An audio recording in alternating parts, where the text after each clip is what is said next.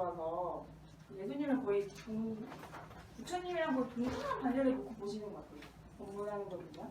그런 것도 영지주의적인 세계관이 없으시면 그게 가능할까 하는 생각을 이제 저는 하는 거죠. 그래서 이건호 목사님이 전에 한번 인터뷰할 때도 말씀하시고 본문하실 때도 빌그레아 목사인가요? 그분이 와가지고 뭐 아주 거대하게 성도회 같은 거 하는 거에 이제 우리 불교계는 어쩌냐고 그러니까 그때 오히려 백선생님이 한마디 일갈 그걸 목사가 와가지고 나쁜 소리 하겠냐고 그러니까 종교의 원천 깨달음은 똑같다 이런 말씀을 이제 해가지고 되게 많이 이렇게 감동하신 그런 얘기 하신 적도 있는데 그런 거에 대해서 옛날에 어쨌든 승려라고도 누군가 백성욱 박사님은 그냥 승려라고도 칭하시는 분들도 있었는데 그런 상황에서 기독교에 대해서 그렇게 말씀하시고 법문하시고 거의 영지주의적인 세계관이 없으시고 가능했을까 하는 생각을 했어요. 그러다 보니까 그럼 어디서 영지주의적인 세계관이 오셨을까 하고 보니 본인이 다 힌트를 주셨더라고요. 법문집 같은 걸 보면 신지학에 대한 말씀을 하세요. 신지학에서 자기가 본인도 이렇게 좀 배웠다, 거기서 가져왔다는 식으로 하면서 우리 사람이 잘 살려면 경제생활, 법률생활, 그 다음에 뭐죠? 정신생활, 요거 세 가지가 조화를 이뤄야지 잘 살 수 있는 게 신지학, 아마 루돌프 슈타인의 인지학 쪽에서 많이 가져오신 것 같은데 신지학에서 이런 거를 자기가 굉장히 이게 굉장히 신기한 학문인데 하면 신지학을 또 나름 소개도 하시면서 거기서 차용을 해야 한다고 하시면서 사람이 이 세 가지가 조화로워야 전인적인 인간이 되는 거죠. 이게 너무 정신세계에만 머물면 현실을 완전히 깡그리 있고 약간 그것도 이상한 사람이 되는 거고 또 경제생활에만 너무 목을 매면은 그것도 아주 이상한 사람이 되는 거죠. 그런 본문을 여러 번 하신 게 있더라고요. 그래서 신지학을 찾아보니 신지학이야말로 현대판 영지주의라는 걸 또 제가 알게 되었고 그거는 그냥 주지의 사실로 이제 다들 얘기를 하니까요. 그러니까 약간 이런 거 생각하시면 되는데 조셉 캠벨이라는 신화학자가 있어요. 제가 철학책 쓰면서 알게 된 되게 유명한 신화학자인데 그분이 이거를 발견했어요. 정말 무슨 정글에 무슨 원시인까지 찾아다니면서 신화를 수집해서 그걸 분석을 해보니까 모든 문화권에서 똑같은 이야기가 똑같은 스토리텔링이 옷만 갈아입고 있더래요. 옷만. 그러니까 저기 원주민들은 자기들이 옷 별로 안 입잖아요. 그러니까 그런 방식으로 같은 스토리 구조가 옷만 바꿔 입는다 이런 얘기를 했는데 이거 참 이걸 말씀드리는 것 같아요. 그런데 그것이 요새 이제 이거를 그게 근데 12단계 여행으로 구조 스토리텔링이 돼 있거든요. 그게 영웅의 여행이라는 스토리텔링 구조가 있는데 그게 요즘에 반지의 제왕 아시죠? 반지의 제왕 또 겨울왕국도 있고요. 아바타, 스타워즈, 타이타닉, 라이온킹, 해리포터 이런 우리가 되게 전 세계적으로 유명한 스토리들 있죠. 그런 거에 다 12단계 영웅의 여행 구조가 들어가서 우리가 되게 제일 많이 보는 책, 많이 보는 영화 전 세계적으로 베스트셀러 영화 이런 데는 다 12단계의 영웅의 여행이라는 그런 구조가 들어간다는데 이거는 12단계를 다 말씀드리면 조금 지루하실 거고 이거는 약간 부처님 이야기, 예수님 이야기랑 똑같아요. 부처님이 어떻게 해서 출가를 하셔서 구도를 해가지고 깨달으신 다음에 설법하시잖아요. 그게 어떻게 보면 영웅의 여행의 구조인데 그게 라이온킹 같은 영화 말씀드렸듯이 반지의 제왕 이런 데서도 주인공이 하는 그런 것이 굉장히 똑같이 펼쳐진다는 건데요. 제가 무슨 얘기가 다 있었죠? 네. 그래서 신지학이 왜 현대판 영지주의냐? 그러니까 이런 영지주의라는 가르침이 고대로부터 그 기원은 잘 모르겠는데 그냥 인간이 존재할 때부터 내려왔는데 그게 시대에 맞춰서 계속 옷만 갈아입는 거죠. 옷을 갈아입은 게 또 신지학인 거예요. 근데 찾아보니 백 선생님이 독일에서 유학하시던 당시에 루돌프 슈타이너라는 철학자라고 할 수 있고 교육자라고 할 수 있는데요. 그분이 그때 독일에서 굉장히 날렸더라고요. 신지학자로. 독일 신지학회를 창설하시고 신지학에 대해서 굉장히 그 강연을 많이 하고 활발하게 활동을 하시다가 나중에는 신지학에서도 좀 벗어나셔서 자기만의 인지학이라는 걸 또 만드셨어요.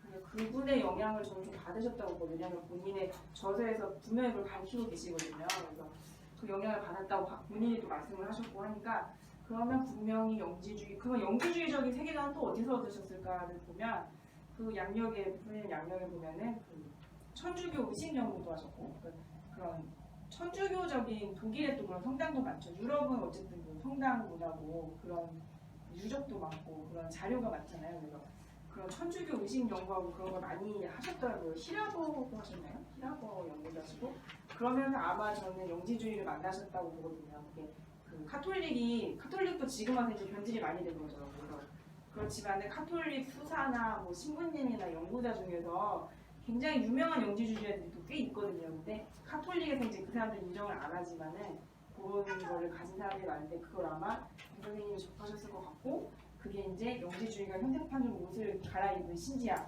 이 백 선생님이 또 되게 그 감동을 좀 하셨던 것 같아요. 근데 루돌프 슈타이너라는 사람을 조사를 해보니 이 사람의 일생이 백 선생님이랑 또 너무 비슷해가지고 혹시 롤모델이신가 할 정도로. 근데 저는 롤모델이라기보다 이게 저희 흥 교수님도 그 제가 이거 발표하는 건 이제 원고 들으니까 그 말씀 하시더라고요. 그러니까 칸트 백 선생님이 또 칸트 좋아하셨잖아요.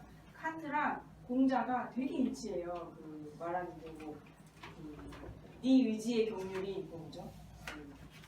뭐죠? 아 제가 그걸 적어온다는 게 칸트가 한 말 중에 유명한 거. 내 의지의 경륜이 경륜은 자연의 정률처럼 행동하라. 자연의 정률처럼 행동하라 그거랑 용자가 그러니까 무슨 행동을 해도 그 걸리지 않게 하라는 거 그런 거 있죠. 제가 기억을 정확히 못하는데 공자가 한 가르침, 공자가 인이라고 했죠. 인을 완성하면 성인이 되잖아요. 근데 칸트는 계몽을 해야 될 사람이니까 어떻게 보면 계몽이라는 게 다시 태어나라 이런 건데 밝아져라 이런 건데 그 칸트는 너무 비슷한 거예요. 그런 거 비슷하게 백 선생님이 꼭 그 루돌프 슈타인이라는 사람을 롤모델로 했다기보다는 우리가 좀 신기한 일이지만 전 세계적으로 비슷한 캐릭터의 사람들이 있어요. 그죠? 누가 누굴 베끼는 거라고 할 수도 없는데 비슷한 가르침을 하면서 비슷한 캐릭터를 가진 사람들이 있죠. 근데 루돌프 슈타이너를 찾아보니 이분도 처음에는 처음에는 괴테 연구를 좀 하셨더라고요. 근데 괴테가 또 괴테하면 파우스트고 파우스트가 또 영지주의거든요. 영지주의 교과서거든요. 거의 파우스트가. 물론 아니라고 하는 사람도 있지만 이거는 대부분이 그렇게 인정을 하죠.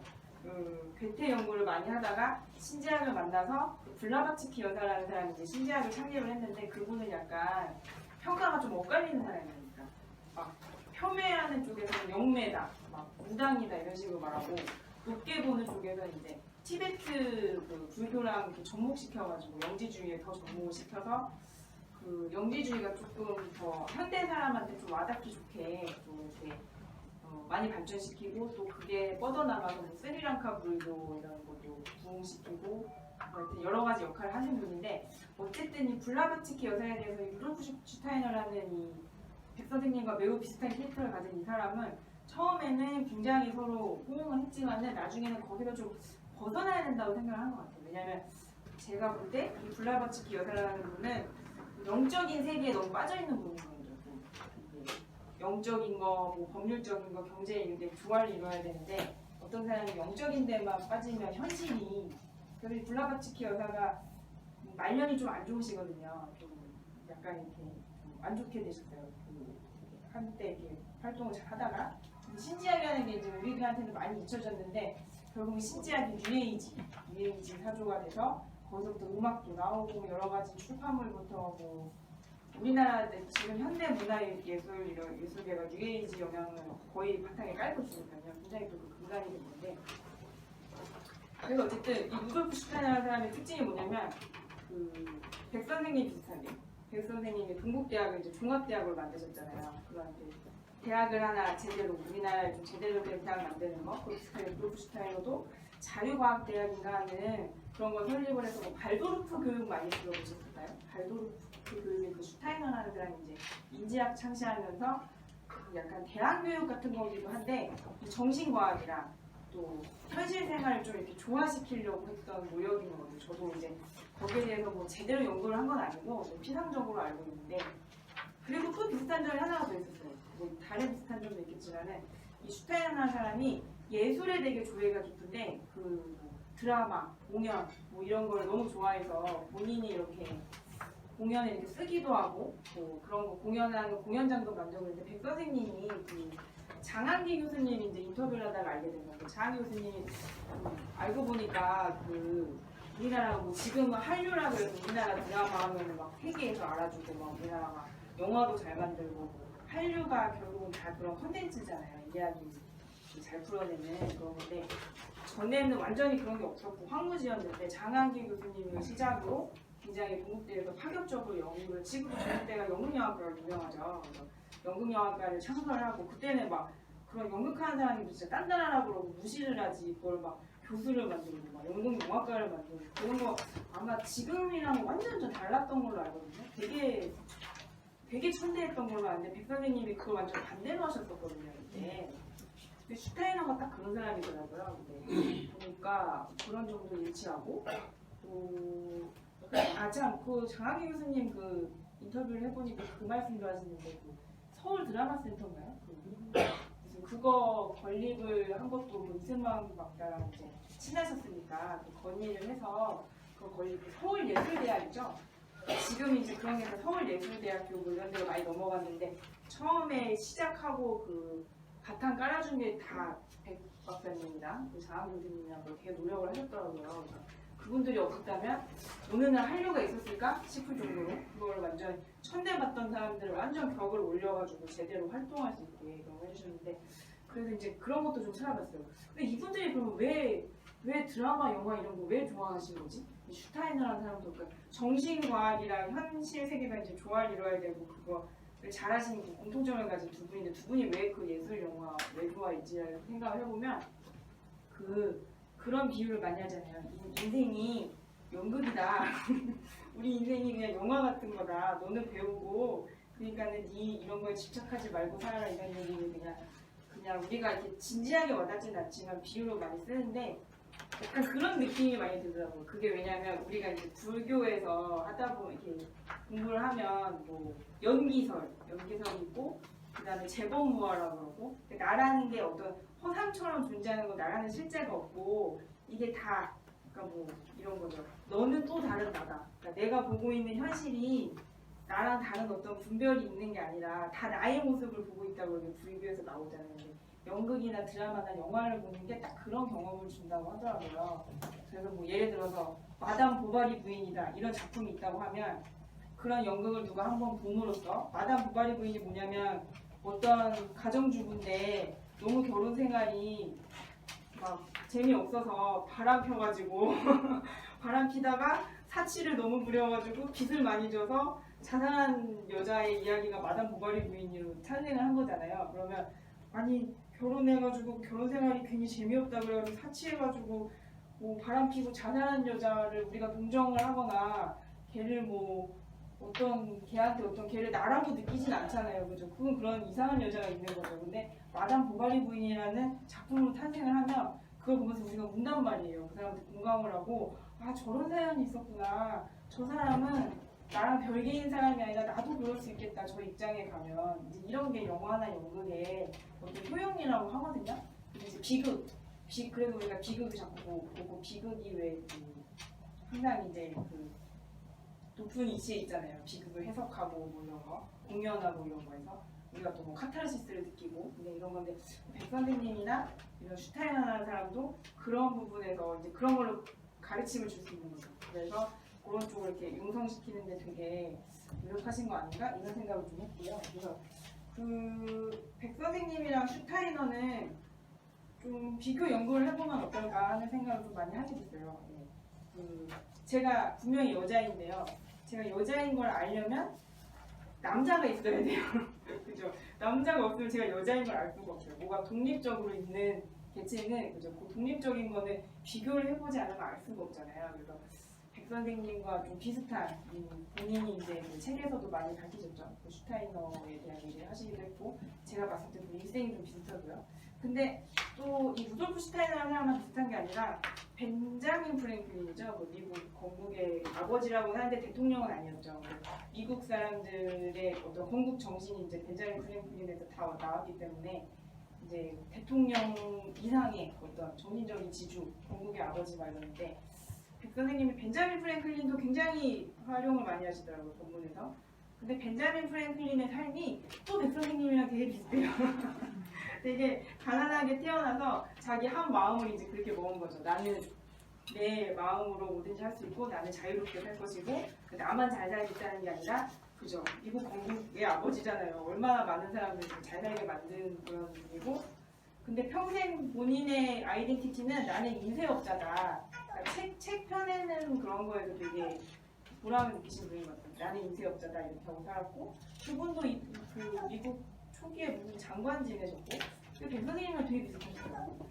약간 백 선생님에 대해서 이런 연구원이 생기게 된 것도 이제 그런 좋은 분이 있으셨다는 걸 그 어떤 삶과 철학과 이런 거를 좀 후세에 좀 알리고 싶은 거죠. 왜냐하면 사실 그런 지혜나 이런 건 뭐 영지주의를 가지고 고대부터 내려온 것들이 계속 옷만 갈아입고 나타나는 거잖아요. 그러면 그런 분이 있으셨다는 거를 좀 동시대에 우리가 더 잘 알려진 인물들을 비교 연구해보면 더 그분의 어떤 정체성이 더 드러나는 것 같아요. 그래서 저도 이런 자료를 보면서 이제 지금은 저도 제대로 연구를 못했고요. 이제 이런 부분이 있다. 이제 같이 생각을 좀 해보시면 좋겠다 이런 생각을 했고요.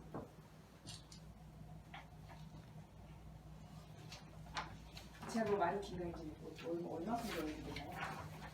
마무리를 할까요? 네.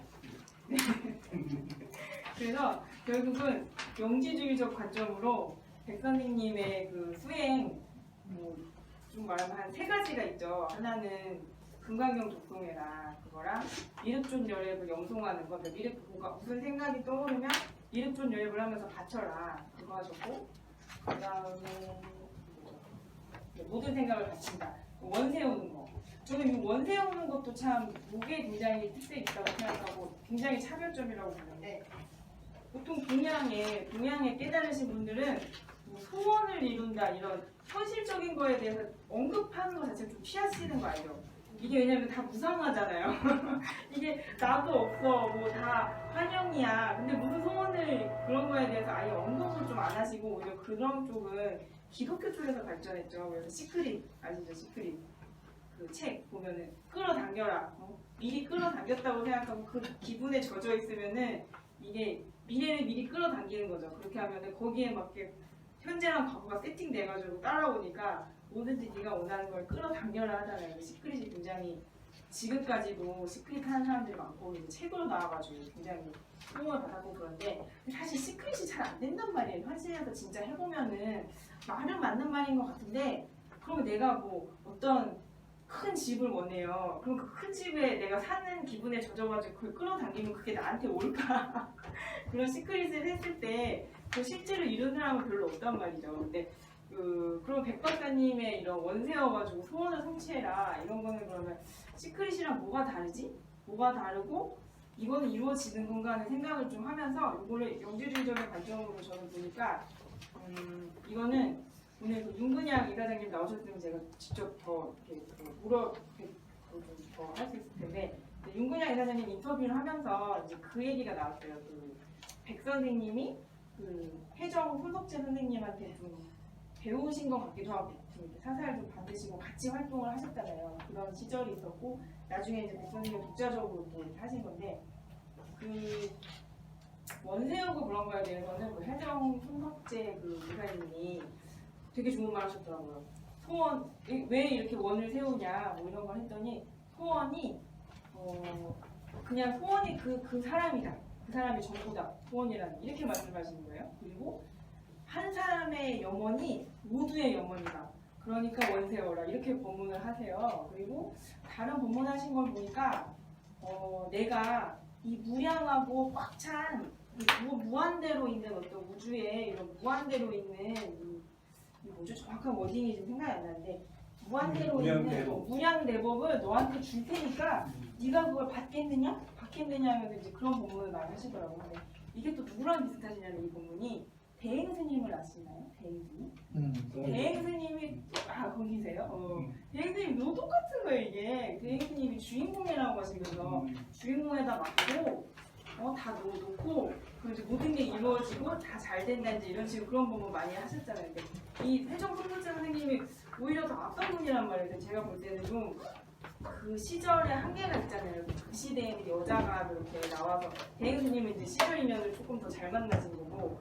세종 선구자 선생님은 그때 여자가 나와서 법문하시기도 물론 금강산에도 엄청난 법회 하셨더라고요. 근데 그게 이제 백 선생님처럼 그렇게 하기는 조금 힘드셨고 그렇게 하는 게 또 백 선생님한테 좀 누가 될까봐 그런 것도 있으셨던 것 같고 근데 되게 훌륭한 분이시더라고요. 근데 제가 제 소원 얘기하면서 그 이상하게 또 흘러왔는데 그러니까 한 명의 소원이 한 명의 소원이 모두의 영혼이라고 하고 소원이 곧 너다 약간 이런 말씀하시거든요. 근데 저는 거기서 되게 이거 완전 영지주의인데 하는 생각을 좀 했거든요. 왜냐하면 그 영지주의기도 하고 불교적인 깨달음이기도 한 것이 소원이 왜 나냐면 어쨌든 어떤 사람이 어떤 소원을 가졌다.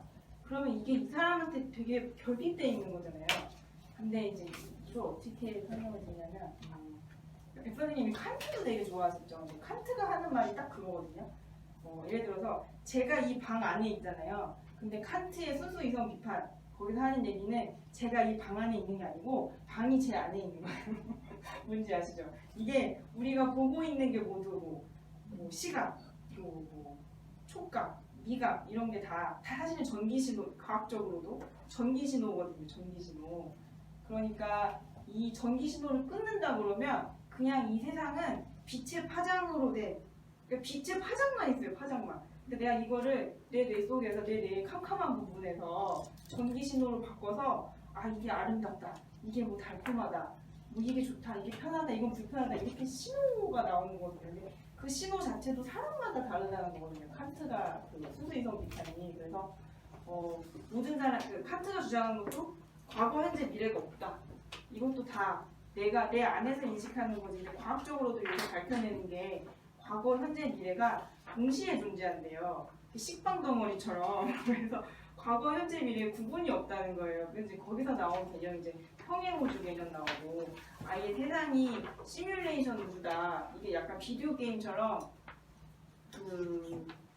아인슈타인이랑 유명한 과학자 대화 중에 슈레딩거 대화인가요? 거기서 내가 지금 달을 볼 때 달이라고 보는데 내가 달을 안 볼 때는 달이 없는 거지? 이렇게 대화하거든요. 근데 과학자들 사이에서 그게 맞는 말인 거예요. 내가 안 볼 때는 달이 없어요. 이런 식으로 이게 어려운 얘기기도 한데 어쨌든 과학이 밝혀낸 것도 미래, 현재, 과거, 과거, 현재, 미래가 동시에 존재하고 평행우주라고 해서 무한한 우리가 생각하는 우리가 어떤 결정을 내릴 때 난 오늘 이걸 먹어야지 하고 결정을 내리지만은 이걸 안 먹는 나도 있고 이걸 먹다 마는 나도 있고 이렇게 무한한 가능성으로 이게 내가 어떤 선택을 하는 현재 어떤 순간 무한한 평행우주가 펼쳐진다. 이것도 과학에서 하는 얘기잖아요. 근데 그게 불경에도 되게 똑같이 나와 있고 제가 또 소원에 대해서 얘기하다가 말씀드렸는데 그러니까 이 소원이 이 사람의 모든 것이냐 그렇다면 내가 이 방 안에 있는 게 아니고 방이 내 안에 있는 거니까 내 앞에서 펼쳐지는 현실이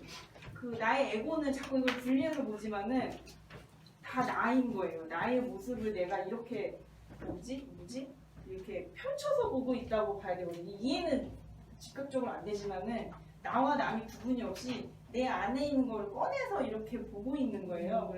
그래서 마야인들이 이런 인사했다고 그러더라고요. 우리는 보통 안녕하세요 반갑습니다 하는데 마야인들의 인사는 마야어로 이렇게 한마디인데 그 뜻이 너는 또 다른 나다 이렇게 아시는군요. 그 인사를 했대요. 그 자꾸 이제 일깨우기 위한 거죠. 에고는 자꾸 그걸 아니라 그러니까. 왜냐면 내가 분명히 생생하게 느끼는데 왜 내가 이 방에 있는 거지? 방이 왜 내 안에 있어? 말이 안 되잖아요. 근데 과학적으로도 방이 내 안에 있는 게 맞고 이거는 그냥 빛의 파장으로 된 것도 요새 또 올라온 발견. 요새는 아닌데 결국은 인간이 빛의 입자라고 그러잖아요. 빛이래요. 그냥 빛. 본질로 계속 들어갔더니 그 원자까지 가서 더 들어갔잖아요. 그랬더니 빛인데 그냥 빛이 아니고 전멸하는 빛. 그래서 불교에서 찰나 생멸이라고 그러잖아요. 그 말도 이제 일치가 되는 우리가 깜빡깜빡하는 빛인 거예요. 사실은 본질이. 너무 웃긴 거죠. 그래서 그렇게 보면 이게 이게 내 안에 있는 현실이 이게 펼쳐진 게 내 인생이란 말이에요. 그럼 내 이 인생에서 어떤 소원을 가졌다는 거는 그게 결핍돼 있으니까 내가 그거 갖고 싶은 거잖아요. 그러면 그 소원이 너 맞잖아요. 그 소원이 너다라고 했잖아요. 그 소원이 그 사람 전부다.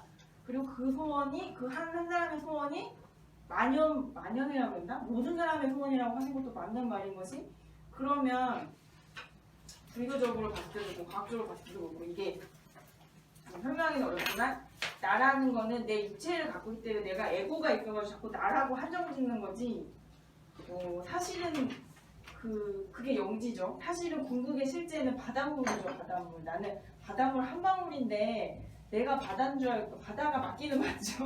맞는데 어쨌든 이게 다 나의 모습이고 그러니까 이게 무슨 말이냐면 이 세상이 나라는 얘기잖아요. 그러니까 한 사람의 소원이 모든 세상의 소원인 것도 맞죠. 그래서 와 이거 대단한 말씀하셨는데 하는 생각이 들고 그렇게 해야 남을 이제 사랑하고 그래서 메이슨님이 원수를 사랑하라고 그러니까 원수를 사랑할 수밖에 없죠. 이게 내 현실이 펼쳐진 거고 내 안에서 어떤 부분이 원수같이 나타난 거니까 그걸 또 해결할 사람도 나밖에 없고 이제 그런 식으로 관찰자 입장에서 관을 하면 그 현실이 되게 만족스럽고 행복하다는 거죠. 그러면 만족스럽고 행복하다는 미래를 끌어오는 거거든요. 아까 그 과거, 현재, 미래가 동시에 존재한다고 했잖아요. 그럼 그 미래를 만족스러운 미래에 내가 머물러 있으면 그 미래에 맞춰서 세팅된다는 거죠. 현재, 과거가. 그러니까 우리가 과거가 있고 그 다음에 현재가 있고 미래가 있다고 느끼는데 그게 아니라 이게 동시에 존재하는 거기 때문에 미래를 끌어오라는 게 사실 시크릿인데 그 시크릿이 잘 안 되잖아요. 그것도 백 박사님이 그 해결을 하셨더라고요. 왜냐하면 백 박사님이 원세울 때는 모든 사람이 업고 업장을 해탈하고 있다고 모든이 들어가요. 다 같이 하자는 게 계속 그 주문처럼 들어가거든요. 그러면 시크릿이 된다는 거죠. 왜냐면 제가 여기에서도 카르마라는 게 사실은 없다.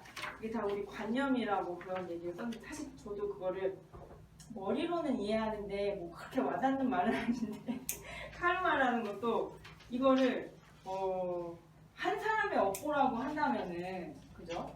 야 너가 지금 이 모양으로 사는 거는 네가 어느 전생인가 죄를 지어가지고 네가 이 모양으로 사는 거야. 이렇게 되면 힌두교의 카스트 제도 딱 되는 거잖아요. 야 나 귀족이야. 나 전생에 좋은 일에 내가 나라를 구했어. 내가 지금 귀족이고 너는 청소부. 너는 전생에 나쁜 짓을 했겠지. 네가 그러니까 지금 청소부 아니야. 그러니까 너는 그렇게 살고 나는 이렇게 살자. 뭐 이런 게 카스트 제도잖아요.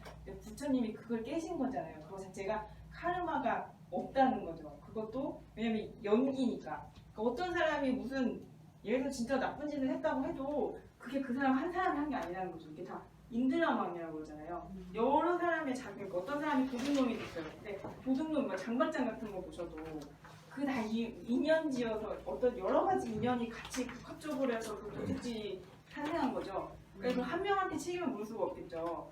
그래서 카르마가 없다는 것도 저는 맞는 말이고 그게 백 선생님 본문에 계속 나오거든요.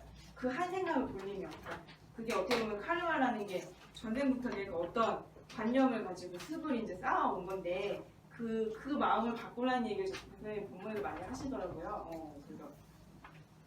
그래서 이제 제가 그 말씀이라고 또 딴 데로 흘렀는데 그래서 소원을 빌 때 모든 사람이 같이 잘 되는 걸 항상 하시잖아요. 그게 들어가야 시크릿이 이루어진다는 생각이 들었던 거죠. 저는 그 서양의 어떤 시크릿을 개인이 해서 끌어당긴다고 하는 그것도 맞는 말이긴 한데 이거는 인연의 그물이 딱 쳐져 있는 거기 때문에 한 명만 마음을 바꿔서 되는 게 아니라 모든 사람이 잘 된다는 마음으로 본인도 원을 세우는 게 맞고 그렇게 세운 원은 아마 이루어지는 게 맞는 것 같고 저는 저희 어머니 보면서 그런 생각 많이 하거든요. 정말 저희 어머니가 간절히 원 세우신 거는 거의 다 이루어진 것 같아요.